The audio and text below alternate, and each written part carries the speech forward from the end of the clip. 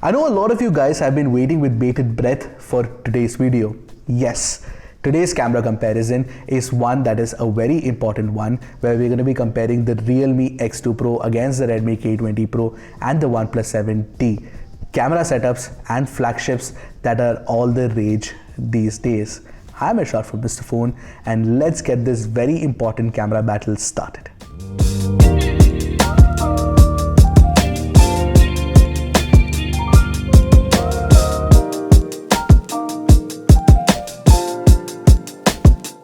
But before we move on, don't forget to hit that subscribe button and the bell icon right next to it to get notified whenever Mr. Phone puts out an awesome new tech video. The sponsors for this video are Glazed Ink. These guys make amazing screen protectors. You should go check them out. The website link should be in the description below, and we have a special discount code for Mr. Phone users which should flash up on your screens right now, and you can go and check the description for the code as well. Now, Glazed Ink protectors are pretty good primarily because they're of very high quality. I've tested them out and I feel that the fit and the finish on even 2.5D curved glasses is pretty good, and you can get screen protectors for most Indian launched phones out there. Not all of them, but most of them for sure. So while you guys glance through the camera specs of all the three phones, I shall move on to the actual comparison pictures. Let's start with the regular wide shot. Thankfully, the pollution levels in Delhi NCR have dropped drastically for me to get clean shots. In this first camera sample, you will notice that the Redmi K20 Pro has a slightly wider field of view. That's because it has a wider focal length.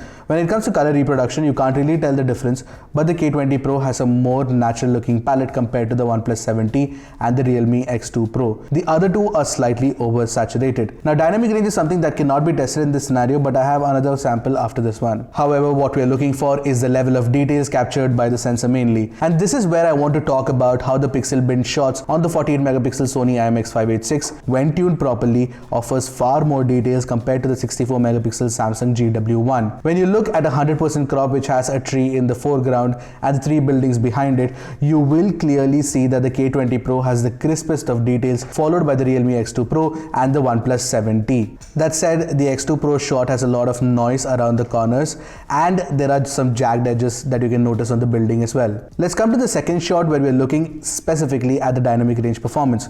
Here, OnePlus has crushed the shadows a lot, but the contrast it creates looks spectacular. Plus, the glowing sun has been reproduced well. However, it is the Realme X2 Pro that has the best dynamic range of the three. You guys really thought I forgot the high resolution comparison, didn't you?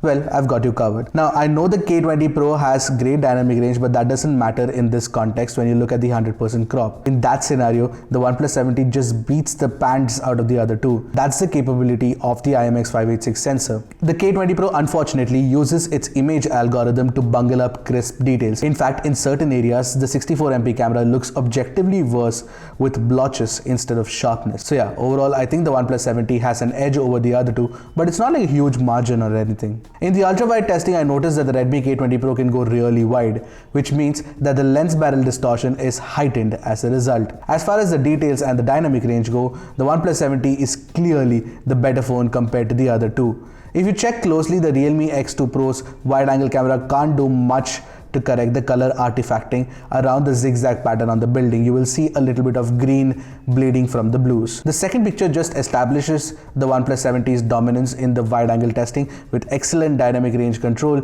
and details too. In fact, the Redmi K20 Pro's wide-angle shot is slightly duller than the actual primary camera shot. In our zoom test, the OnePlus 7T and the Realme X2 Pro are at an advantageous position thanks to the higher resolution sensor. You get better details and dynamic range compared to the Redmi K20 Pro. However, Realme leverages the power of Oppo's R&D to give you up to 20x digital zoom and 5x hybrid zoom. As you can see in these next set of pictures, the X2 Pro is a pretty capable phone if you want a phone to go closer to the subject. The 20x digital zoom feature was first introduced in the Oppo Reno 2 and now has been ported to the X2 Pro as well. These pictures really do look crisp and usable. Moving to a close-up shot, and you can clearly see that the Realme X2 Pro tends to high dynamic range the heck out of the showpiece camel.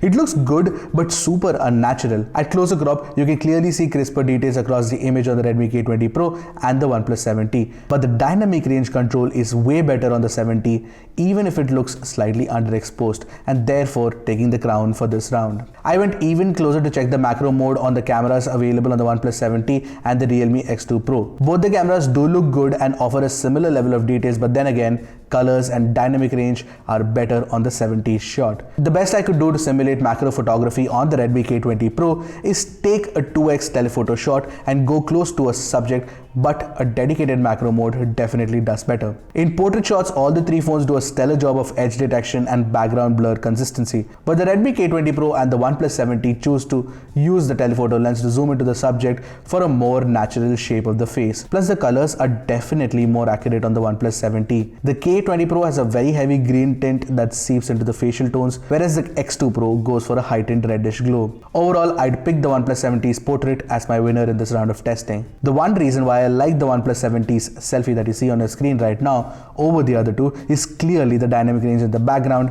and the true to life color tones. However, when it comes to details, it is clearly the Realme X2 Pro that does a fine job. Selfies from OnePlus phones have always been on the softer side. The K20 Pro's selfie isn't too bad either, but the facial tones are off and the blown out highlights in the background are also an eyesore. Also, you can see some noise in well-lit condition, which I find completely odd. In selfie portraits, the dynamic range situation is similar, which means the OnePlus 70 is way better. And the Redmi K20 Pro continues to exhibit noise in the darker portions of the image. But the edge detection is slightly off on the Realme X2 Pro, especially around the frames. All the three phones can shoot at 4K resolution at 60 FPS. However, Realme has pulled a rabbit out of the hat by adding electronic stabilization at such a high resolution as well. You can clearly see that the stabilization is better on the X2 Pro. Also, when it comes to sound recording, the Realme X2 Pro and the OnePlus 70 are better than the Redmi K20 Pro, which has incidentally the worst stabilization as well. Alright, so now we're shooting a 4K 60 FPS video of we're using all the three phones. That's the maximum resolution that you can achieve on all the three phones. You can check for sound quality, image quality and image stabilization. As I pan around slightly and show you guys what happens when the dynamic range changes and how's the panning and shifting, and I pick it up and pan around more. There you go. And pick it up again. However, thanks to the higher bitrate of the video recorded by the OnePlus 70, you get better details and dynamic range on the footage.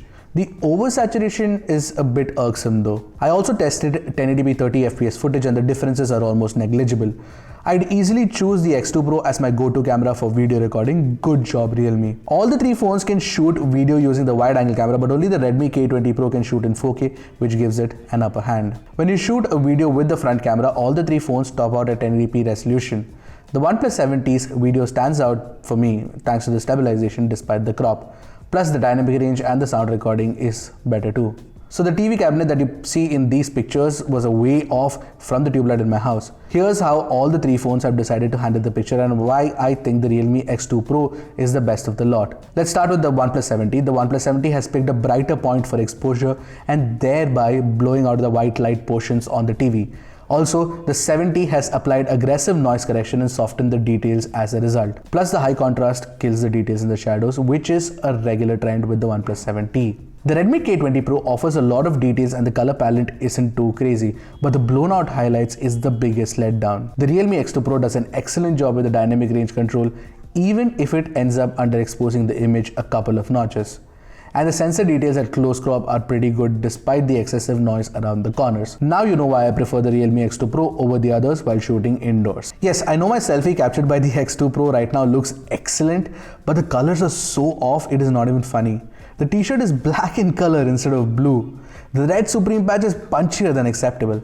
But yes, I won't deny that it is the most attractive selfie. If that's what you want, then you cannot go wrong with the X2 Pro. But it is the OnePlus 70 that takes a more natural image. The K20 Pro has noise and over sharpens too. Plus the contrasty patch in the t-shirt makes the whole image look odd. Evidently, the K20 Pro is not suited for selfies. Coming to the most important test, the low light test. This is where the OnePlus 70 just delivers a knockout punch. Take the first image for example.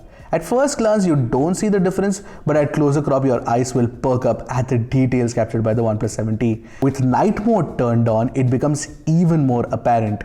In fact, even without zooming in, you can see that the K20 Pro and the Realme X2 Pro look soft compared to the OnePlus 70 shot. The next image just hits the nail on the hammer even further for the OnePlus 70, where it has established its dominance. But let's evaluate the Redmi K20 Pro and the Realme X2 Pro without bringing the OnePlus 70 into the equation. In that case, the X2 Pro is better in terms of color. With night mode on, the K20 Pro seems to redeem itself in most scenarios with respect to crisp details, but the colors are completely off. But then again, it is nowhere close to the OnePlus 70. The same can be said for my final shot, where the OnePlus 70 offers far more details in the balcony lines and in lines overall in the image compared to the X2 Pro and the K20 Pro. The K20 Pro does offer slightly sharper image compared to the X2 Pro, especially in night mode, but then again blotches up the color accuracy. So between the three phones, the OnePlus 70 comes out on top and the other two phones are almost on par. Now with flash on, the flash module is more powerful on the OnePlus 70 as opposed to the other two phones. You can retrieve more details from hitting the bright light on things using OnePlus 70. Between the Redmi K20 Pro and the Realme X2 Pro though, the Redmi has a slightly more powerful flash. The one reason why you should pick the Realme X2 Pro over the other phones for low light selfies is the availability of a night mode. Simple. Just look at how much you can gain from it. The pictures just look way better compared to the OnePlus 70 and the Redmi K20 Pro.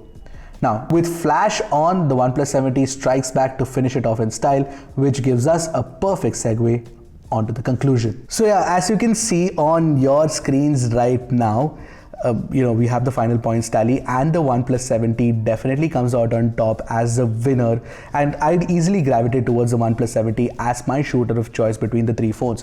Having said that, we have to remember one thing, that the OnePlus 70 is definitely more expensive than the other two phones, which gives the other two phones a bit of a leeway as well. That said, the difference is pretty damn evident, so spending more for the OnePlus 70 might make sense if you are actually looking for the OnePlus 70 purely for camera performance. Now between the Redmi K20 Pro and the Realme X2 Pro, which is a conundrum that a lot of folks will have once the Realme X2 Pro launches, because we are shooting this before launch.